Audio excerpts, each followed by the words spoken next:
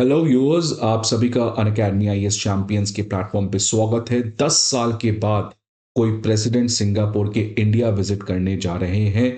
ये एक landmark visit होने जा रहा है बिकॉज इस विजिट की अहमियत है। ये विजिट एक बहुत स्पेशल टाइम पे हो रहा है। बहुत सारे एग्रीमेंट्स एक्सपेक्टेड हैं। एक सबसे खास गेम चेंजिंग एग्रीमेंट जो इंडिया और सिंगापुर के बीच में हो सकता है वो है एग्रीमेंट ऑन सेमीकंडक्टर। बिकॉज इस समय दुनिया का 10% सेमीकंडक्टर मैन्युफैक्चरिंग सिंगापुर में होता है। एंड इंडिया जो अपने खुद के विकसित भारत के सपने के लिए आत्मनिर्भर बनने का प्रयास कर रहा है, खासकर सेमीकंडक्टर के लिए, तो उस कॉन्टेक्स्ट में इंडिया और सिंगापुर के बीच में अगर सेमीकंडक्टर एग्रीमेंट होता है, so this will be a turning point in the relation between India and Singapore. But ये जो एक स्पेक्टैक्युलर इवेंट होने जा रहा है इंडिया और सिंगापुर के बीच में, it is not a exception. In fact अगर आप सारे इंडो पैसिफिक के कंट्रीज में देखोगे, खासकर जो इंडो पैसिफिक का हार्ट है which is the ASEAN country, इनके साथ इंडिया का रिलेशन पिछले साल से कॉन्स्टेंटली बढ़ रहा है। अब अगर आप देखिएगा इसका पूरा जियो पॉलिटिक्स क्या है, तो ये जो इंडो पैसिफिक है इसमें हमेशा से अमेरिका का इन्फ्लुएंस काफी ज्यादा पड़ा है, कोल्ड वॉर के तक। उसके बाद से ग्रेजुअली अमेरिका का इंडो पैसिफिक में फोकस कम हुआ बिकॉज अमेरिका मिडिल ईस्ट और इन जियो पॉलिटिक्स में ज्यादा इन्वॉल्व हो गया।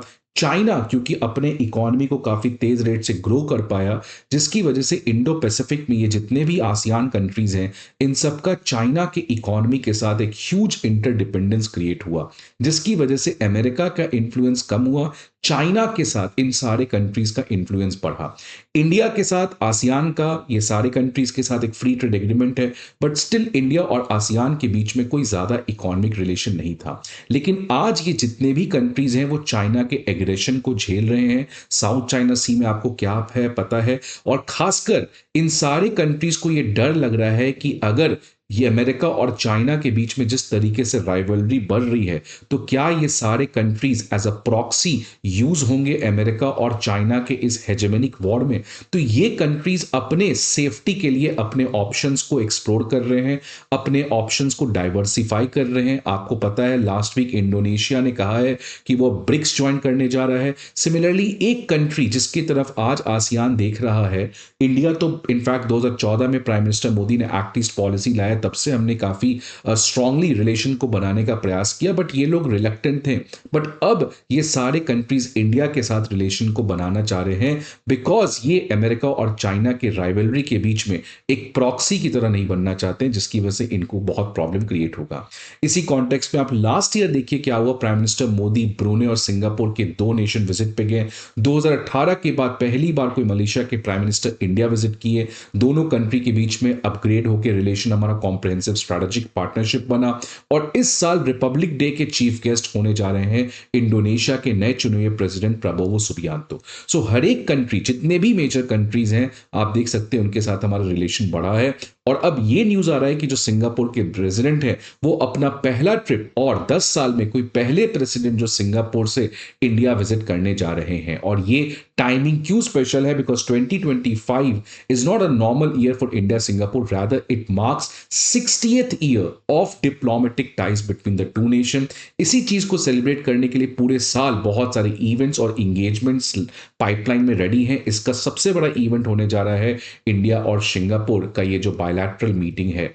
अब इंडिया सिंगापुर के रिलेशंस, जैसा मैंने कहा, सारे इंडो पैसिफिक के साथ हमारा रिलेशन बढ़ा है आसियान कंट्री के साथ, वैसे ही सिंगापुर के साथ भी हमारा रिलेशन काफी अच्छा हुआ। इनफैक्ट 2015 में जब प्राइम मिनिस्टर मोदी सिंगापुर गए थे तो हमारा रिलेशनशिप को अपग्रेड करके स्ट्रेटेजिक लेवल पार्टनरशिप पे किया गया था।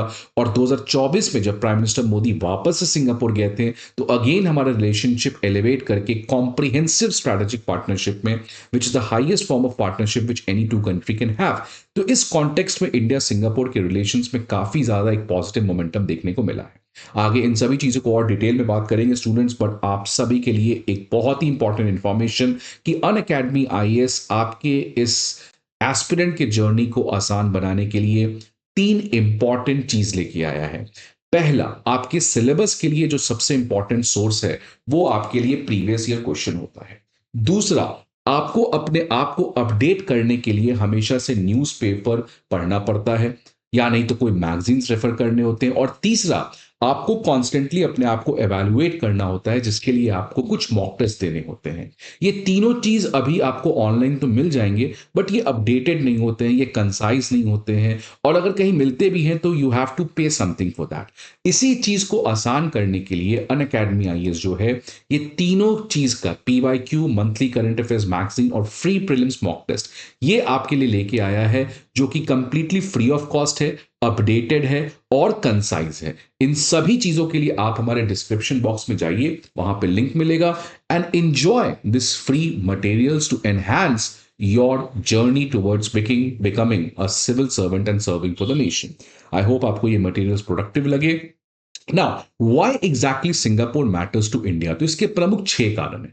पहला तो सिंगापुर का geography which is in ASEAN, and ASEAN is the heart of Indo Pacific. Second, India का सबसे बड़ा ट्रेडिंग पार्टनर इस समय सिंगापुर भी है, राइट अगर आप आसियान कंट्री के बीच में देखिएगा तो इंडिया का लार्जेस्ट ट्रेडिंग पार्टनर है सिंगापुर।